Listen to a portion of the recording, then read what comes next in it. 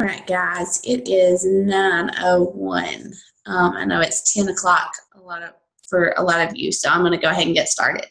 Um, I don't have a long list of things to talk about. Melanie and I really wanted to help you guys.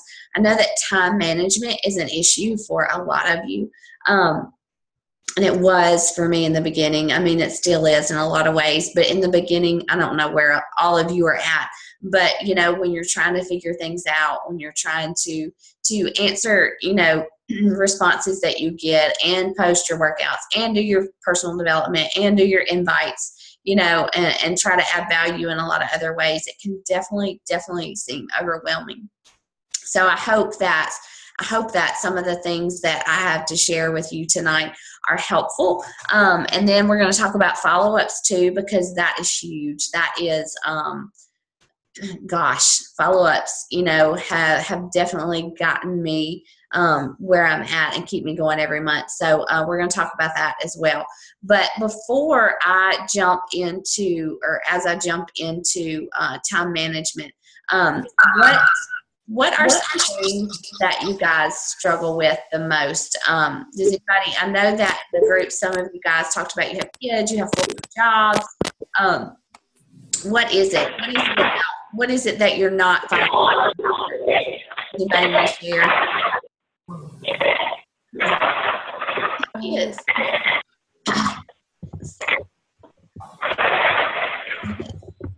Maybe. Okay. Does anybody want to share, or do y'all just want me to jump right into it? What are you having trouble doing? Oh, wait, there. Hold on. I forgot about the chat bar. You can't hear me?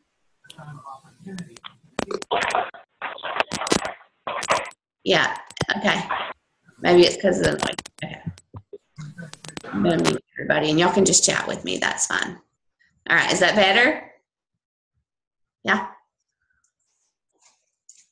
All right. As far as time management, I know that it's a lot.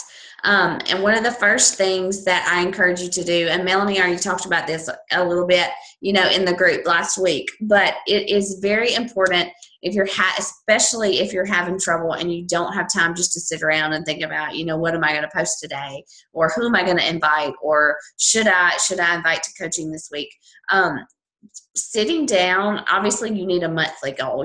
For most of us, it's to hit Success Club 5.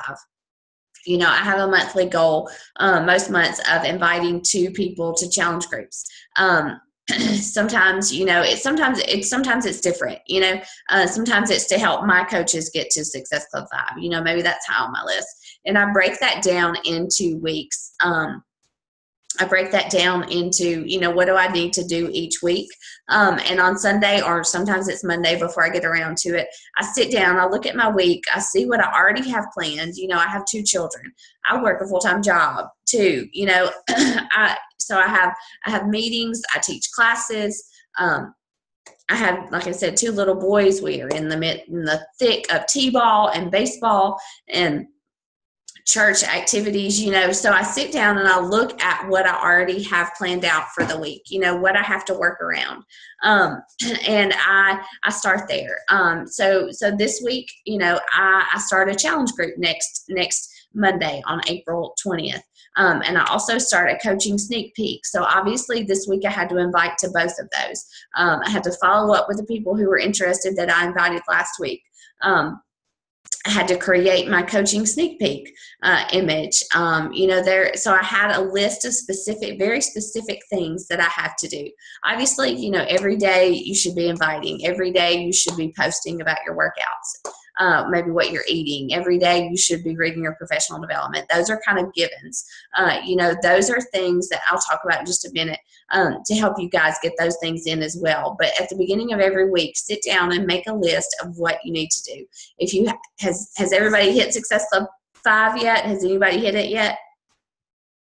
Okay, some of you have, some of you haven't. If you haven't hit it, obviously you've got it. You need your Success Club points, so that should be pretty high on your list. Definitely shoot for hitting Success Club 5. before the middle of the month. That way, it's done. You don't have to stress about it, and you can spend more time planning or inviting to coaching or whatever it is that you need to do.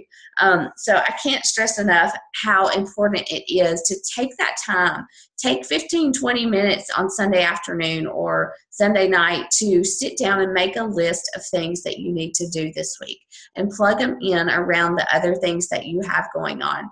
Because if you don't, you are most definitely, certainly going to be overwhelmed and feel like you can't fit it all in. One thing that Melanie and I talked about in preparation for this week is, I don't know if any of you have read the book, Eat That Frog. It's about time management. It's a great book. It's called Eat That Frog, like as in a frog, ribbit frog. And he taught, it's a quick book. If you listen to it on audio, it's even quicker. But he's got some really good tips in it. And obviously, one of the things that he says to do if you're struggling with time management is to do the thing that you hate the most, do it first. For me, inviting has always been, one of the things that I didn't enjoy doing the most, just like a cold invite.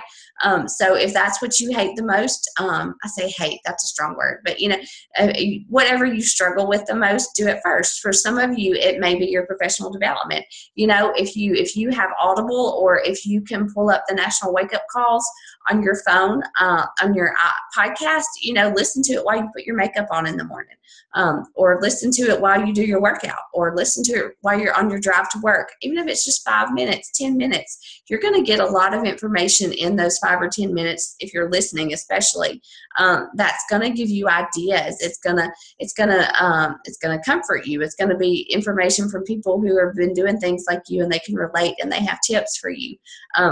Whatever it is, and it's going to be different for all of you.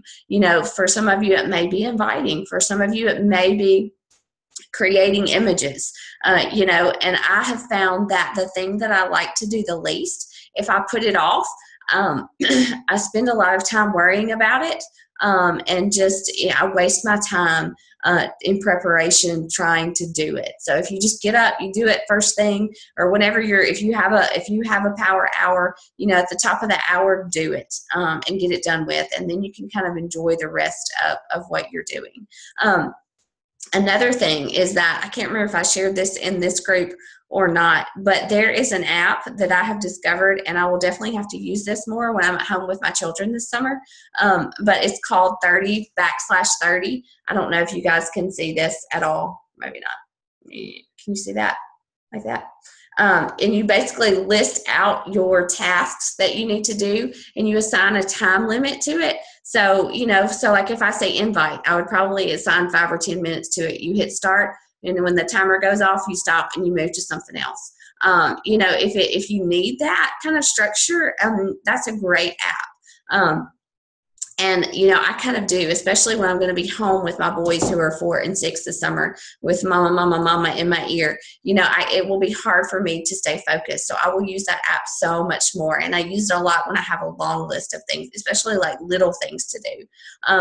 Like I could spend probably an hour creating an image on PicMonkey, but that's for me, that's a waste of my time. I don't have an hour to do that. So if I set a timer, I know I've got to get it done. I see the clock ticking, I'm more likely to get it done. So, having a list of things, obviously, that you need to tackle for the day or for the week is very important.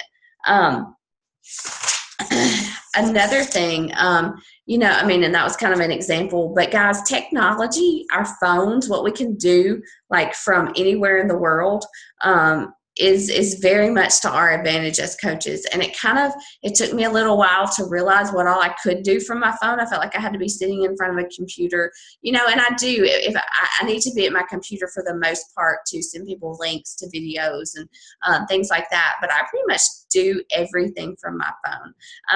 And I drive back and forth. I drive an hour back and forth to work every day. On my way to work, I listen to professional development. If I have ideas, I pull up the notes section on my telephone and I dictate, like an idea for a motivational post, or I dictate some thoughts that I'm thinking that I want to share in a coaching invite. I'm driving down the road and I'm being very careful. I promise I'm not texting, but I use that microphone button and I just record my thoughts because I know it's going to be gone. In 30 minutes, those thoughts are going to be gone. I'm going to be focused on something else. And so whenever I do find the time, when I do have 10 minutes to sit down and write a post, all I have to do is pull up the note section on my phone. My ideas are already there. Or, if I'm out with my kids or doing something at home, or if I'm cooking dinner and I have an idea about a quote, I'll just Google it real fast, find an image, click save, and it's there whenever it's time later for me to sit down and write that post. If you're leading challenge groups, there are really some good websites that can help you. At first when I started, I was like, how am I going to find time every day to send out a challenge group post for my challengers first thing in the morning? Because I don't have time. I've got 2 little kids. I have to do my workout. I have to get up and leave my house before 7 o'clock. I knew I wouldn't have time. Hootsuite and Sendable are 2 websites that I use to do that. I even use Hootsuite sometimes. Like today, I scheduled out like 4 or 5 posts just to go, not invitations, not anything, just like motivational quotes or thoughts that I was thinking that I knew tonight when it was time to post them, I wouldn't have time to do it. So I scheduled out some posts just to my plain old Facebook wall. Talking about some things that I've been thinking about.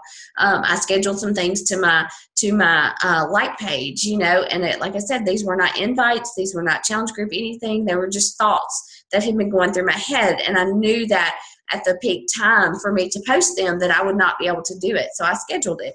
I don't do that a lot on my personal page, but I schedule all of my challenge group posts because I know that I will not have time every morning to go in and do that. So I usually do it like every Friday. I take about 30 minutes to an hour because I have 3 or 4 groups that I post to now. And I sit down and I schedule out all of the posts for the week. And I know that I don't have to worry about that every day. It's something that I can check off my list. Honestly, guys, I just told some of my coaches this just a little while ago. But if you feel like if you don't have the time, if you have small children, you're constantly catering to their needs, or you work, in the beginning, I stayed up later. You might have to sacrifice some sleep time, or, if you have a regularly scheduled something, you might have to give up something in the beginning until you get into that flow, until you figure out how you can make it work for you. So that, I know that's kind of hard, but that's just something that I had to do in the beginning. I would stay up until like 11 o'clock, which is late for me. I typically like to go to bed by 9. I would stay up and answer people's responses that I got from them. And that's how, I was 11 o'clock at night sending people instructions on how to go and create an account and to purchase a challenge pack. That's when it worked for them, and I just did it because that's what I had to do. Now, with that said, I encourage you not to be attached to your phone all the time. That's not going to work. But especially if you have small children, you can't take it to work, some of you. But like I definitely use those times when I'm in the car by myself driving down the road, when I'm cooking dinner, and somebody does not need my attention. Or after my kids go to bed, I use that time to schedule, to record thoughts, to contact people, to invite them. And at first it was definitely a sacrifice, and I've definitely gotten better at not being on my phone all the time. I know that I don't have to respond to people right away. And I know in the beginning that was like a big fear for me. I felt like, I need these points, so if I don't respond, I'm going to lose them. But you're not. If people are interested, they're interested, and they're still going to be interested 24 hours from now.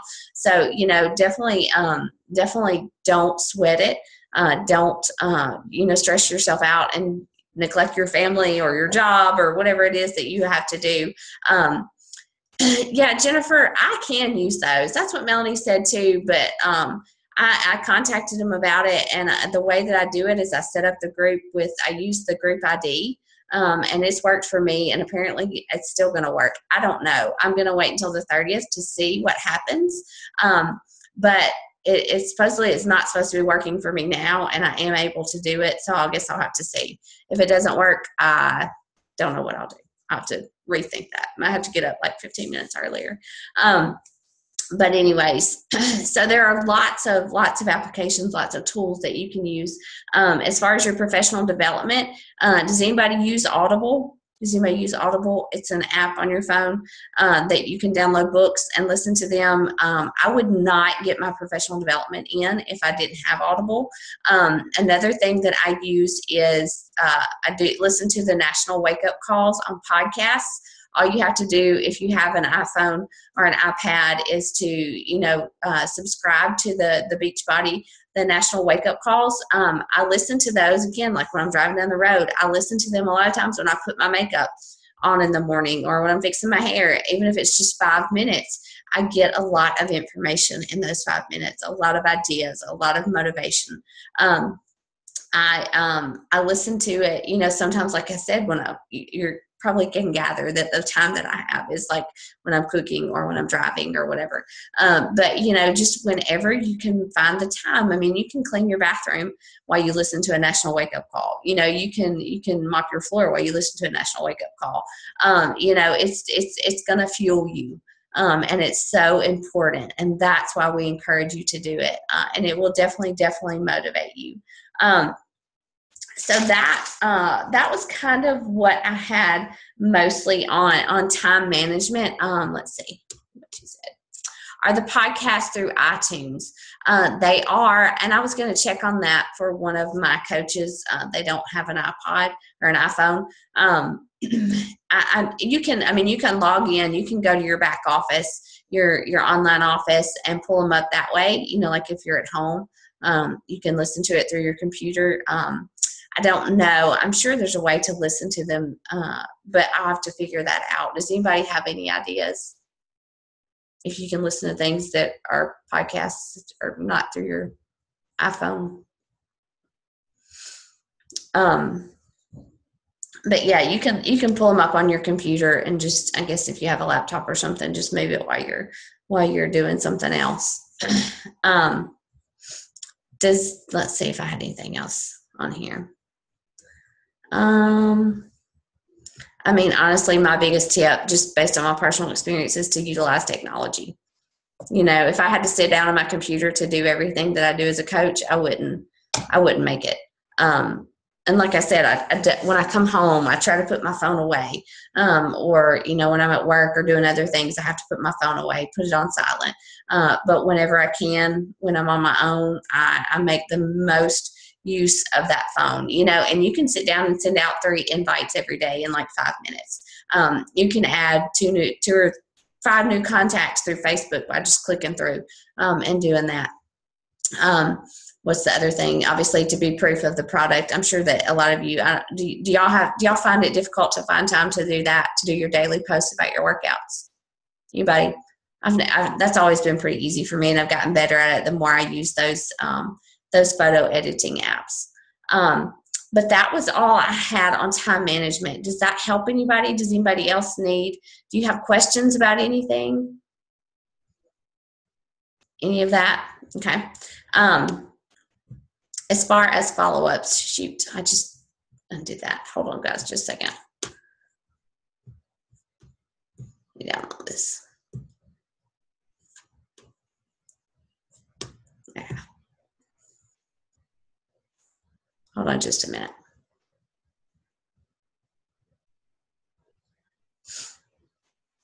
Sorry, it's taking a while. I'm downloading calls and it's taking a while.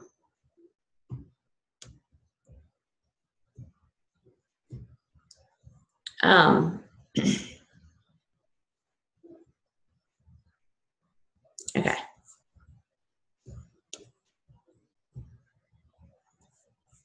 Okay. So y'all are asking some really good questions about how to keep up with your follow-ups or people who had contacted you. Let's see, I was going to see if I could share this with you. Can y'all see this? Hold on. Sorry, my computer's moving slow.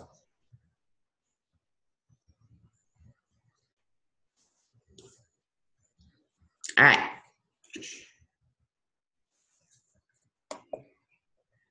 All right. Can y'all see this? Anybody? Jennifer Draper, can you see that? You're the only person I can see. Okay. All right. So I know that Beachbody has lots of great tools and different things that you can use or spreadsheets, but I typically find them a little complicated. They've done a good job at cleaning them up, but I just create my own. I open up Excel. I create a tab for each month. So I have one, for this year, for January, February, March, and April. And that is where I keep up for the most part with my contacts, with my new customers, with what they order. I email my customers, people who purchase challenge packs. I email them week 1, week 2, and week 4 after they order their challenge packs, and that's where I keep up with it. I write down what they ordered. I write down what challenge group that they're in. If they say no, I write down why, what their reason was. But I use Excel a lot, and I can transfer it from wherever I need to, and I can pull it up. I can email it to myself if I need to. It's very user friendly for me, and I enjoy using Excel. So that's what I do. If it's a notebook, do the same thing. Write every day at the top of the page. Write the date. Write who you contacted, write if they responded, did they say yes or no, did they purchase a challenge pack, did they go in a challenge group. You can use a color coder to highlight them or mark them off that way, but definitely keep up with it. Because follow-ups, like I said, I would say 70% of my challengers are people that I followed up with, because not everyone has time to get back to you when you reach out to them. Not everyone has the money when you reach out to them. There's lots of different reasons. Not everyone has the confidence. Maybe they're scared. There's lots of different reasons why people can't do this with us in the moment. So keeping track with who you contacted, knowing why maybe they said no, or why they said maybe I need to wait. That's very important with follow-ups. I've had lots of people interested in doing the 21-day fix, but they didn't want to spend the money. Well, it's been on sale 5 times since I've been a coach. So, when it goes on sale, I'm like, hey, it's on sale. You get it $20 less than the regular challenge pack price, And so I go back and I contact those people who I know wanted to do it, but they just didn't want to spend the money. And like I said, keep up with their story. What somebody said it was hard to keep up with all those different stories. Honestly, most of my conversations take place through Facebook Messenger or email or my phone texting. So, I always have a reference. So before I follow up with somebody, I go back and I read our conversation. And I keep up with that part of it that way, because I can't write their whole story in the Excel spreadsheet, but there's a record of it somewhere. Because for the most part, we do communicate through online services. Here's a big one that I try to really teach my coaches is that when you're having a conversation with somebody, don't just tell them about a challenge group and hit send. Write out your explanation about the challenge group, or write out your description about the 21-day fix, or whatever it is you're talking about, and always end it with a question, a call to action, more or less. Do you think this is something that you might want to do? Do you have any questions about this? Do you want to go ahead and get started? I can tell you how to sign up. Always end it with a question, because then that leaves the ball in their court. And even when you do that, they're either going to come back with yes, no, or more questions for the most part. If they don't respond at all, I usually follow up with those people within 48 hours. And see do you follow up on Messenger if you can see that they have ignored your post, ignored your invite. Is that what you mean, Kim? Okay. What do you mean? How can you tell if they ignored it?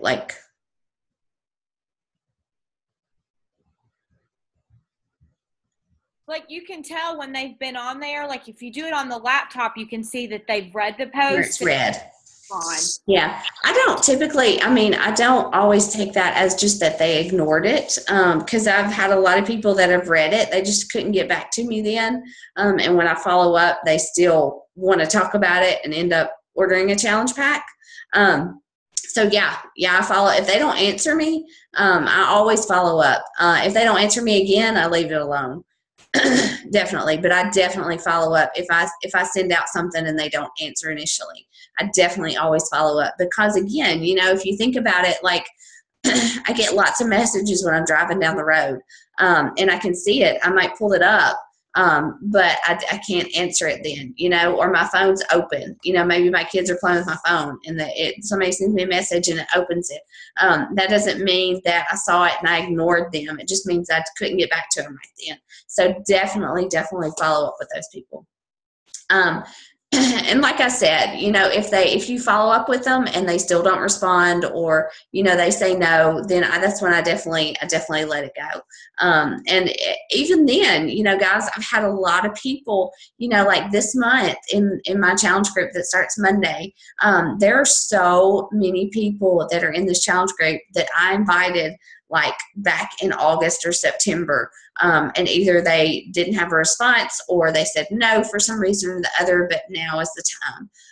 And, a lot of them reached out to me when I put out my challenge group invite, because, can't say it enough, because I'm consistent with my workouts, because every month I invite to a challenge group. They know I'm going to do it. They know I'm there. I'm sharing success stories. They know that it works because of what I'm posting. And, people definitely come around. And again, I know that this is, it's intimidating to invite. It's intimidating to ask people to join a challenge group or to purchase something. But, you're not selling them like Tupperware or something that they may not use. You're offering them food, basically. Shakeology is food. It's a meal. And you're offering them workouts. A lot of people are going to work. Most people, I say most people, they want to get healthy. They want to do something, whether it's walking. You'd be surprised at how many people start a gym membership. They go a couple of times and they don't do it. They want to do this, guys. And really what you are offering them as the coach is the support and the accountability. I talk about this with my coaches a lot. If you think about what it is what all you're offering them before you send out that invite, if you think about what it does for you, if you think about the people that you have seen have success stories out of this, sit down and mentally just make a list on a sheet of paper.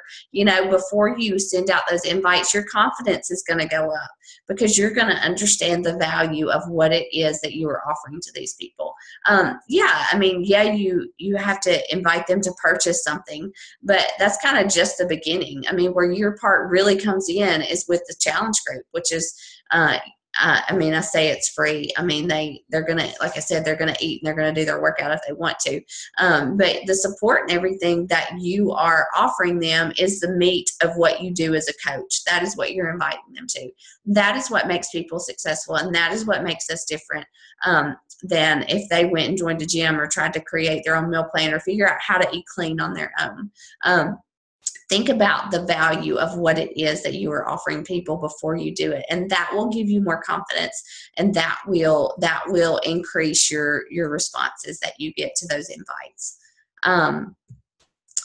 Let's see. What does that help with follow-ups? Is there something else that you struggle with as far as follow-ups? Did my suggestions about how to keep up with it, did that help, or do you need more ideas? Okay. Hold on, I'm going to unmute you guys. Yeah. So does anybody have like responses that they need help with? Have you reached out to people and they've responded with something that you're not sure how to respond to them? I find that a lot of times if I have a coach that says they're just not getting any response, or people aren't close, they're not making the purchase, if I have them send me an example of their conversation, it really helps. So if you guys are struggling in any way and you just need help knowing how to respond to people, let me know, because I've definitely learned by trial and error. Nothing. Well, that's kind of all that I have tonight, guys. And I hope that, y'all keep posting in the group. I'll be here all week. If you have questions, let me know. But I will talk to you later, I guess. Okay. All right. Good night, all.